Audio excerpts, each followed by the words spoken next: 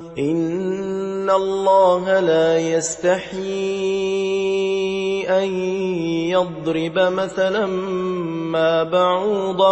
ما بعوضة فما فوقها فأما الذين آمنوا فيعلمون أنه الحق من ربهم وأما الذين كفروا فيقولون ماذا أراد الله بهذا مثلا يضل به كثيرا ويهدي به كثيرا وما يضل به إلا الفاسقين الذين ينقضون عهد الله من بعد ميثاقه ويقطعون ما أمر الله به أن يوصل ويفسدون في الأرض أولئك هم الخاسرون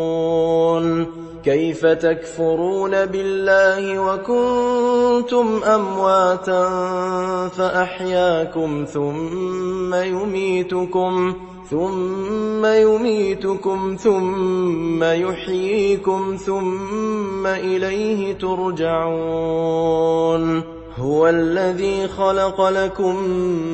ما في الأرض جميعا ثم استوى إلى السماء فسواهن 7 سماوات وهو بكل شيء عليم وإذ قال ربك للملائكة إني جاعل في الأرض خليفة قالوا أتجعل فيها من يفسد فيها ويسفك الدماء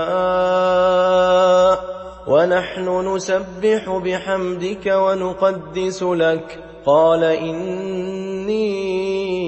أعلم ما لا تعلمون